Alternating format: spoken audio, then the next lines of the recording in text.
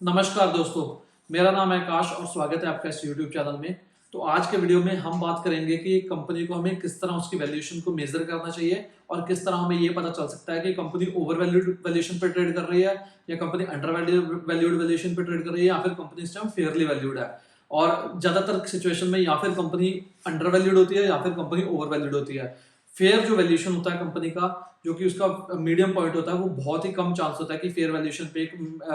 Company जो है वो लंबे समय के लिए ट्रेड करे, क्योंकि मार्केट पेंडुलम की तरह होती है। जैसा कि हॉवर्ड मार्क्स बोलते हैं कि वो या फिर एक अंडर वैल्यूड वैल्यूएशन पे ट्रेड करती है ज्यादातर, या फिर ओवर वैल्यूएशन पे। जैसा कि पेंडुलम होता है वो, या फिर वो जो मीडियम जगह होती है उसकी, जो मीडियम पॉइंट होता है, वहां पे बहुत ही कम टाइम स्पेंड करता है। या फिर वो एक डायरेक्शन में हाई रहता है या फिर वो दूसरे डायरेक्शन में हाई तक जाता है। तो इसी तरह मार्केट्स होती हैं। जब मार्केट फेयर वैल्यूएशन पे ट्रेड कर रही हो तो वहां पे बाइंग आ जाती है, वो ओवर वैल्यू हो जाता है। जब ओवर वैल्यू पहुंच जाए वहां से सेलिंग आती है, फिर वो फेयर वैल्यू पे आता है, वहां पे नहीं रुकता है, फिर वो अपोजिट साइड में जाता है, अंडर वैल्यूड हो जाता है। और इसी तरह कंपनी की वैल्यूएशंस होती हैं। तो इसीलिए हमको इंपॉर्टेंट ये नहीं है कि हम एक अच्छी कंपनी को और एक अच्छी मैनेजमेंट के साथ उस कंपनी को बाय करें। इंपॉर्टेंट ये भी है कि हम उस कंपनी को एक अच्छे वैल्यूएशन पे बाय करें। क्योंकि अगर आप किसी खराब खराब कंपनी तो नहीं, लेकिन अगर आप मीडियोकर कंपनी को भी एक बहुत ही अट्रैक्टिव वैल्यूएशन पे बाय करेंगे तो आपके रिटर्न्स अच्छे होंगे, रादर देन कि आप एक बहुत अच्छी कंपनी को बहुत ही हाई वैल्यूएशन पे बाय कर लें। क्योंकि पीई रेशियो जो होता है, सपोज एक कंपनी 70 या 80 के पीई पे ट्रेड कर रही है, अब उस पीई को सस्टेन करने के लिए कंपनी को लगातार हर साल ईयर ऑन ईयर अच्छी ग्रोथ भी दिखानी पड़ेगी, और अच्छे रिटर्न ऑन इक्विटी के साथ, और कम डेट के साथ, और अच्छे कॉर्पोरेट गवर्नेंस के साथ। अब इनमें से कोई भी फैक्टर अगर थोड़ा सा भी हिलता है तो वो पी जो 80 का पी है बहुत जल्दी री रेट होकर वो 50-40 का पहुंच जाएगा। तो ऐसे सिचुएशन में आपकी जो इन्वेस्टमेंट है उसका प्राइस भी बहुत जल्दी 40-50% गिर जाएगा। तो इसीलिए बेहतर ऑप्शन ये है कि आप एक अच्छी कंपनी को कोशिश करें एक अच्छे वैल्यूएशन पे बाय करने की, ना कि एक अच्छी कंपनी को किसी भी वैल्यूएशन पे आप जाके बाय कर लें। क्योंकि जो पी रेशियो है, ज्यादातर जो सबसे इंपॉर्टेंट और सबसे मेजर मैट्रिक है वैल्यूएशन का, वो काफी सारे फैक्टर्स पे डिपेंड करता है। जैसे कि इंटरेस्ट रेट हो गया, एक्सटर्नल एनवायरनमेंट हो गया, जैसे कोई लिक्विडिटी कितनी है मार्केट में, उस पर डिपेंड करता है। क्योंकि जब बुल मार्केट आता है और लिक्विडिटी होती है तब पीई कंपनीज के एक्सपैंड कर जाते हैं, और जब बेयर मार्केट आता है तब पीई कॉन्ट्रैक्ट कर जाते हैं। तो इसलिए पीई के बेस पे हमें पीई के भरोसे हमें नहीं रहना चाहिए। अगर हमको अच्छा रिटर्न बनाना है तो हमें अर्निंग का भरोसा ज्यादा लेना चाहिए, कि अर्निंग पे हमें कंपनी के भरोसा होना चाहिए कि कंपनी अर्निंग डिलीवर करेगी तो हमारा जो है इन्वेस्टमेंट अच्छा करेगा। तो इसीलिए आज के वीडियो में मैं आपके लिए लाया हूँ 4 ऐसे रेशियोज के बारे में मैं आपको बताने वाला हूँ आज के वीडियो में, जिससे कि हम एक कंपनी की जो वैल्यूएशन है उसको मेजर कर सकते हैं और ये पता लगा सकते हैं कि क्या कंपनी ओवर वैल्यूड है, कंपनी अंडर वैल्यूड है, या फिर कंपनी फेयरली वैल्यूड है। और साथ ही साथ मैं आपको ये भी बताने वाला हूँ कि ये चारों रेशियोज को आप किन इंडस्ट्रीज में यूज कर सकते हैं और किन इंडस्ट्रीज में आपको इन रेशियोज को अवॉइड करना है। तो चलिए शुरू करते हैं हमारा आज का वीडियो। लेकिन उससे पहले, अगर आप इस चैनल पर पहली बार आए हैं और अगर आपने अभी तक चैनल को सब्सक्राइब नहीं किया तो चैनल को सब्सक्राइब कर दीजिए, क्योंकि यहाँ पे आपको बहुत सा वैल्यूएबल कंटेंट मिलता रहेगा, जिससे कि आप सीखेंगे कि कैसे बने एक स्मार्ट इन्वेस्टर। तो चलिए सीधा चलते हैं हमारे आज के वीडियो की तरफ और चलते हैं अपने पहले वैल्यूएशन मेट्रिक की तरफ। तो जो हमारा पहला वैल्यूएशन मैट्रिक है वो है प्राइस टू सेल्स रेशियो। और ये रेशियो हमें ये बताता है कि एक कंपनी अपने सेल्स के कितने मल्टीपल पे बिक रही है। सपोज एक कंपनी अगर 100 रुपए की सेल कर रही है, और अगर उस कंपनी का टोटल मार्केट कैपिटलाइजेशन जो है वो 200 रुपए है, तो मतलब कंपनी 2 टाइम्स अपनी सेल्स बिक रही है। तो और इसका फायदा ये होता है कि price to sales ratio use करने का, कि अगर कोई कंपनी को हम प्राइस टू अर्निंग रेशियो पे मेजर करते हैं तो अर्निंग को जो मैनिपुलेट करना है वो कंपनी के लिए काफी इजी होता है। कंपनी कुछ अकाउंटिंग गेम्स खेल सकती हैं, कोई डेप्रिसिएशन को ऊपर कर दिया, नीचे कर दिया, या फिर इंटरेस्ट रेट को कैपिटलाइज कर लिया कि इंटरेस्ट रेट को थोड़ा थोड़ा करके हर साल एक बार में सब्ट्रैक्ट करने के बजाय थोड़ा थोड़ा करके सब्ट्रैक्ट करने लग गए, या फिर किसी कॉस्ट को, जो ऑपरेटिंग कॉस्ट है, उसको इन्वेस्टिंग कॉस्ट में डाल के दिखा दिया। तो कंपनी अपने अर्निंग को काफी तरीके से मैनिपुलेट कर सकती है। वहीं सेल्स को मैनिपुलेट करना काफी मुश्किल होता है किसी भी कंपनी के लिए, क्योंकि सेल्स को जो भी कंपनी ने सामान बेचा उसकी रिसीट उसको दिखानी पड़ती है ऑडिटर को, उसके बाद ही कंपनी उस सेल को रिकॉर्ड कर सकती है। और इसीलिए प्राइस टू सेल रेशियो एक अच्छा मैट्रिक हो सकता है। और साथ ही साथ इसका नुकसान ये है कि अगर आप किसी कंपनी को प्राइस टू सेल्स पे मेजर कर रहे हो तो आपको ये भी देखना है कि कंपनी प्रॉफिटेबल है कि नहीं है। क्योंकि अगर कोई कंपनी सामान बेच रही है लेकिन उस पर मुनाफा नहीं कमा रही है तो उस सेल्स का कोई मतलब नहीं है। अगर आप सपोज एक 2 रुपए का सामान बेच के आप उस पर 1 रुपए का नुकसान कर रहे हो तो ऐसा सामान बेचने का फायदा ही नहीं है। तो इसलिए प्राइस टू सेल्स के बेस पे जब आप किसी भी कंपनी को मेजर करो तो आपको ये देखना है कि कंपनी एटलीस्ट ऑपरेटिंग लेवल पे, यानी कि जब जो कामकाजी मुनाफा है कंपनी का उस लेवल पे प्रॉफिटेबल जरूर हो। अगर नेट प्रॉफिट आज की डेट में नेगेटिव भी है तो वो भी चल जाएगा, क्योंकि अगर कंपनी ऑपरेटिंग लेवल पे प्रॉफिटेबल है और साथ ही साथ कंपनी के ग्रॉस मार्जिन है वो 50-60% के आसपास हैं, तो आज नहीं तो कल कंपनी जो नेट प्रॉफिट है वो भी पॉजिटिव शो करने लग जाएगी। क्योंकि नेट प्रॉफिट नेगेटिव होने के काफी सारे कारण हो सकते हैं, जैसा कि कंपनी ने अगर कोई प्लांट लगाया तो उसका डेप्रिसिएशन चार्ज काफी हाई होगा, तो उस वजह से टेम्पररी रीजन की वजह से जो प्रॉफिट एंड लॉस अकाउंट है कंपनी का वो डिप्रेस दिखेगा। तो इसलिए आप जब भी प्राइस टू सेल्स रेशियो पे किसी कंपनी को हम मेजर करें तो हमको ये भी देखना चाहिए कि कंपनी प्रॉफिटेबल हो और कंपनी का रिटर्न ऑन इक्विटी भी अच्छा हो। क्योंकि अगर ये दोनों चीजें नहीं होंगी और सिर्फ आप उसके बिना प्राइस टू सेल्स रेशियो पे आप किसी कंपनी को वैल्यू कर रहे हो तो वो आपको एक ट्रू पिक्चर नहीं देगा। और इस तरीके का रेशियो आप फार्मा कंपनीज में भी यूज कर सकते हैं, आप लाइक और से रिटेल्स में भी यूज कर सकते हैं, आप केमिकल कंपनीज में यूज कर सकते हैं, और आप इसको अक्रॉस द इंडस्ट्री दूसरे जो कंपटीटर्स हैं उनसे कंपेयर कर सकते हैं, ताकि आपको एक बेटर व्यू मिले कि कंपनी किस तरह से वैल्यूड है कंपेयर टू इंडस्ट्री नॉर्म और कंपेयर टू अपने पीयर्स जो उसका कंपटीटर्स हैं। और इसको आप आइसोलेशन में ना यूज करें प्राइस टू सेल्स रेशियो को, क्योंकि सिर्फ प्राइस टू सेल्स रेशियो के बेस पे किसी कंपनी में इन्वेस्ट करने का जो डिसीजन है वो अच्छा नहीं है। और साथ ही साथ आपको ये भी देखें कि हिस्टोरिकली कंपनी किस तरह अपने प्राइस टू सेल्स जो रेशियो है उस पर किस तरह से कंपनी ने परफॉर्म किया है। क्या company 2 times price to sales बिकती रही है, या कंपनी 3 टाइम्स बिकती रही है, या फिर कंपनी 4 टाइम्स बिकती रही है, जो कि फार्मा और कुछ स्पेशलिटी केमिकल के केस में हो सकता है कि अगर उनके मार्जिन काफी अच्छे हैं, या किसी भी और कंपनी के जिसके मार्जिन अच्छे हैं, वो हो सकता है प्राइस टू सेल्स रेशियो के बेस पे काफी ज्यादा महंगी दिखे आपको। क्योंकि सपोज एक कंपनी 100 रुपए का अगर सेल कर रही है और उसका जो नेट प्रॉफिट मार्जिन है वो 20% है, तो अगर ऐसी कोई कंपनी है तो वो जनरली अपने प्राइस टू सेल्स के हिसाब से महंगी बिकेगी कंपेयर टू ऐसी कंपनी के जो कि 100 रुपए की सेल करके नेट प्रॉफिट 5 रुपए का कर रही है। जिसके तो अगर कोई कंपनी का 20% नेट प्रॉफिट मार्जिन है और अगर एक कंपनी का 5% नेट प्रॉफिट मार्जिन है, तो जनरली जो 20% मार्जिन वाली कंपनी है वो आपको प्राइस टू सेल्स के बेस पे महंगी ही दिखेगी और महंगी ही मिलेगी। तो इसीलिए आप इसको और भी काफी सारी चीजों से आपको इस रेशियो को देखना चाहिए, ना कि सिर्फ प्राइस टू सेल मल्टीपल देख के आपको किसी भी कंपनी में इन्वेस्ट करना चाहिए। तो हमारा दूसरा वैल्यूएशन मैट्रिक है प्राइस टू बुक रेशियो। तो price to book ratio generally company का ये बताता है कि एक कंपनी अपनी बुक वैल्यू के कंपैरिजन में कितने टाइम्स बिक रही है। और जो कंपनी की बुक वैल्यू है वो हमको टोटल लाइबिलिटीज में से टोटल एसेट्स में से टोटल लाइबिलिटीज निकाल के जितना भी अमाउंट बचेगा वो कंपनी की बुक वैल्यू होती है, तो वैसे हमको मिल जाता है। तो सपोज अगर एक कंपनी के पास 1000 रुपए के एसेट्स हैं और 500 रुपए की लाइबिलिटी है ऑल टुगेदर, तो जो बाकी 500 बचे वो कंपनी की बुक वैल्यू हो गई। और अगर कंपनी 2000 रुपए बिक रही है यानी कि वो 4 टाइम्स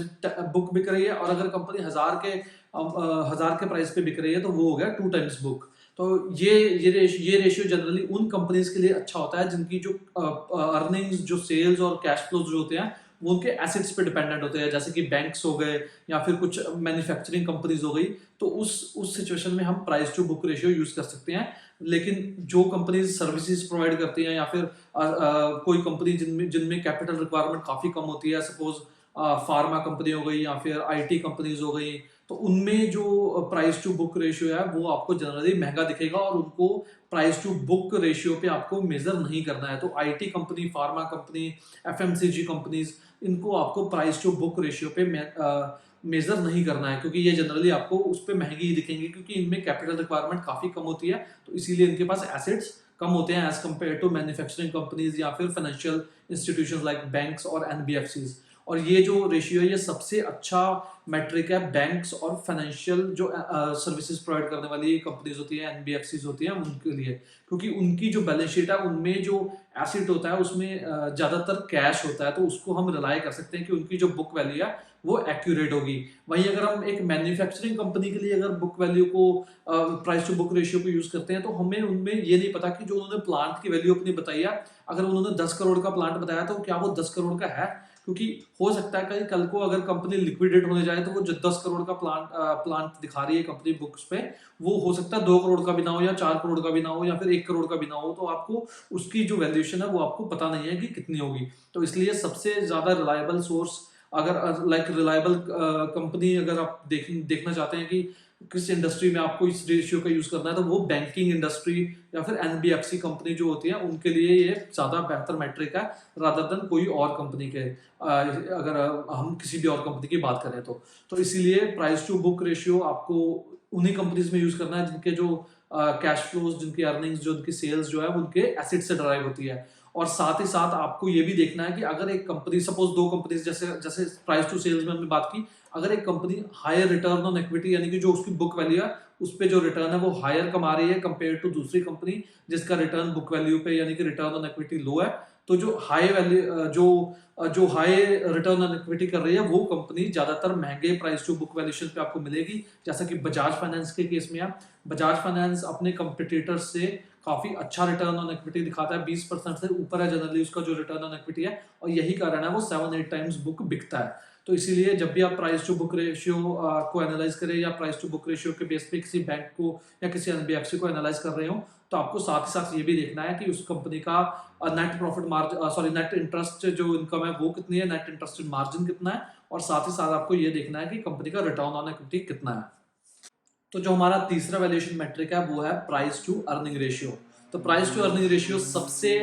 रिलायबल मेट्रिक आप बोल सकते हैं वैल्यूएशन का, और ज्यादातर इंडस्ट्रीज और ज्यादातर कंपनीज में आप इस रेशियो का इस्तेमाल कर सकते हैं। और प्राइस टू अर्निंग रेशियो में ये बताता है कि कंपनी अपनी अर्निंग्स के कितने टाइम बिक रही है। यानी कि अगर कोई कंपनी 100 रुपए की अर्निंग कर रही है और अगर वो 1000 रुपए पे बिक रही है, तो कंपनी का जो प्राइस टू अर्निंग रेशियो है वो हो गया 10। तो जब 1000 को आप 100 से डिवाइड करेंगे तो आपका पी रेशियो 10 आ जाता है। तो इसीलिए पीई रेशियो जो है वो काफी रिलायबल है हर एक कंपनी को, लाइक नॉट हर एक, लेकिन मैक्सिमम जो मेजोरिटी कंपनीज है उनको एनालाइज करने के लिए। तो इसलिए पीई रेशियो का आपको इस्तेमाल ज्यादा से ज्यादा करना चाहिए जब भी आप किसी भी कंपनी को जब भी आप किसी भी कंपनी को एनालाइज कर रहे हो। और साथ ही साथ आपको कुछ बातों का ध्यान रखना चाहिए जब आप पीई रेशियो का एनालिसिस कर रहे हैं, कि सपोज अगर किसी कंपनी ने कोई एसेट बेचा है अपना, तो उसका उस साल का जो अर्निंग है वो काफी हाई दिखेगा और उसकी वजह से जो उसका पीई रेशियो है वो काफी कम हो जाएगा। जैसा कि एक्साइड इंडस्ट्रीज जो कि बैटरी मैन्युफैक्चरर है, उसके केस में हुआ था FY22 में, शायद 22 में हुआ था कि उन्होंने कुछ मेरे ख्याल से 3 या 4 हजार करोड़ का कोई एसेट बेचा था, तो उस वजह से उनका जो पीई रेशियो था वो सिर्फ 4 का दिख रहा था, जो कि हिस्टोरिकली आई थिंक अबाउट 15 या 20 का था। और 4 का आपको दिखेगा कि काफी सस्ता मिल रहा है, लेकिन आपको ऐसा जो वन टाइम इवेंट है उसको एक्सक्लूड करके पी रेशियो को देखना है। अगर आपको आपका कोई ऐसा वन टाइम इवेंट आया या जिसकी वजह से जो अर्निंग्स है वो बहुत ऊपर चली गई है या जिसकी वजह से अर्निंग बहुत ही नीचे गिर गई है, तो उस इवेंट को आपको एक्सक्लूड करके फिर पी रेशियो को कैलकुलेट करके देखना होगा कि कंपनी कितने के पी मल्टीपल पे बिक रही है। और साथ ही साथ आपको इसको भी आप कंपेयर कर सकते हैं जो उनके कंपटीटर्स हैं उनके साथ, इंडस्ट्री का जो एवरेज है उसके साथ, और साथ ही साथ हिस्टोरिकली कंपनी कितने पी मल्टीपल पे ट्रेड करती रही है। और साथ ही साथ आपको पी रेशियो का जब आप इस्तेमाल कर रहे हैं तो आपको और भी कई सारे फैक्टर्स को देखना होगा, जैसा कि क्या इस साल इंटरेस्ट रेट कितने हैं, कंपनी का जो बिजनेस मॉडल है वो कैसा है, क्योंकि अगर किसी कंपनी का बिजनेस मॉडल अच्छा है, उसका रिटर्न ऑन इक्विटी अच्छा है, उसके नेट प्रॉफिट मार्जिन अच्छे हैं, उसके ऑपरेटिंग मार्जिन अच्छे हैं, उस पर डेट कम है, उसकी मैनेजमेंट अच्छी है, तो जनरली वो कंपनी आपको एक हायर पी मल्टीपल पे मिलेगी कंपेयर टू वो कंपनी जिसके नेट प्रॉफिट मार्जिन जो है वो कम है, जिसका ऑपरेटिंग मार्जिन कम है, जिसका ग्रॉस मार्जिन कम है, जिसपे डेट काफी ज्यादा है, और जिसकी जो बैलेंस शीट है वो स्ट्रांग नहीं है, जिसका ऑपरेटिंग कैश फ्लो स्ट्रांग नहीं है, जिसकी मैनेजमेंट जो है वो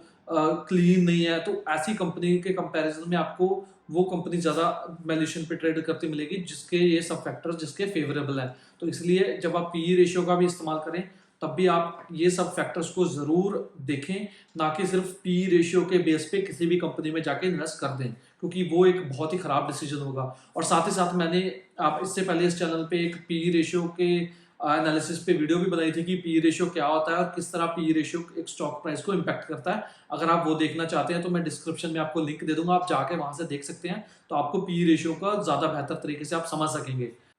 तो हमारा जो चौथा और आखिरी वैल्यूएशन मैट्रिक है आज का वो है price to cash flow from operations. तो कैश फ्लो फ्रॉम ऑपरेशंस का मतलब ये होता है कि कंपनी जो अपना ऑपरेटिंग बिजनेस है, जो उसका मेन बिजनेस है, उससे कितना कैश जनरेट कर पा रही है। और ये मेजर करना जरूरी इसलिए होता है क्योंकि अगर एक कंपनी अपने जो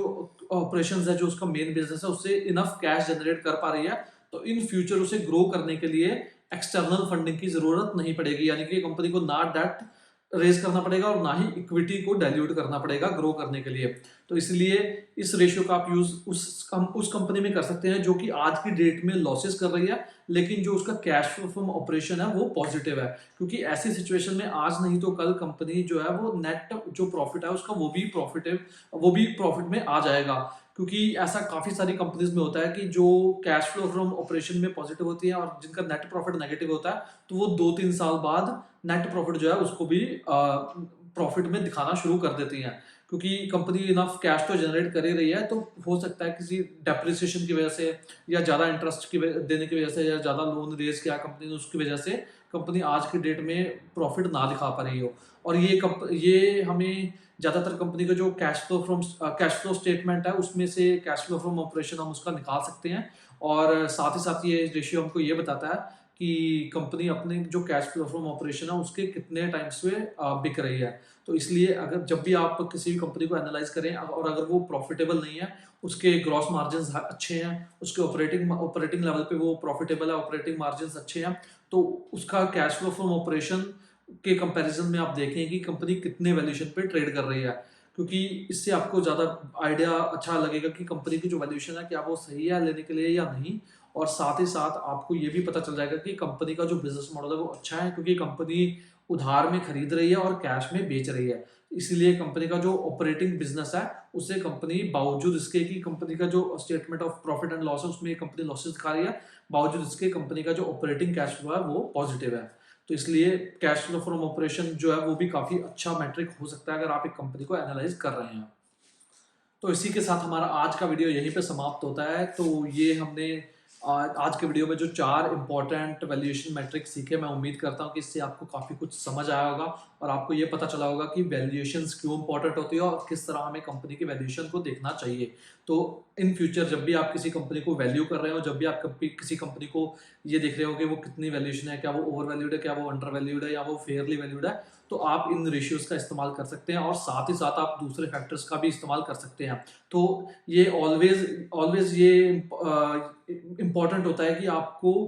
इन सब रेशियोज को एक साथ देखना चाहिए, ना कि एक एक रेशियो को देखना चाहिए। कि अगर एक कंपनी प्राइस टू बुक पे सस्ती है और बाकी मैट्रिक्स को आप इग्नोर करके आप उसमें इन्वेस्ट करते हो, तो आप ऐसा ना करें। आप सभी मैट्रिक्स पे कंपनी को देखें और साथ ही साथ दूसरे फैक्टर्स भी का भी ध्यान रखें, जैसे कंपनी का रिटर्न ऑन इक्विटी कितना है, कंपनी का बिजनेस मॉडल कैसा है, कंपनी पे डेट कितना है, कंपनी का जो मार्जिन है वो कितने हैं। तो ये सब चीज़ें आप एक साथ देखें और उसके बाद ही आप किसी कंपनी में इन्वेस्ट करने का या इन्वेस्ट ना करने का डिसीजन बनाएं। और अगर आपको वीडियो ये अच्छा लगा हो तो आप वीडियो को लाइक ज़रूर कीजिएगा, और अगर आपने अभी तक चैनल को सब्सक्राइब नहीं किया है तो चैनल को सब्सक्राइब कर लीजिएगा, क्योंकि आपको यहाँ पे ऐसा बहुत सा अवेलेबल कंटेंट इन फ्यूचर भी मिलता रहेगा, जिससे कि आप सीखेंगे कि कैसे बने एक स्मार्ट इन्वेस्टर और खुद आप कैसे अच्छे स्टॉक्स पिक कर सकें। तो चलिए, बहुत जल्द मुलाकात होगी एक और ऐसी बेहतरीन वीडियो के साथ। तब तक के लिए रखिए अपना बहुत सा ख्याल। अपना कीमती समय देने के लिए बहुत बहुत धन्यवाद।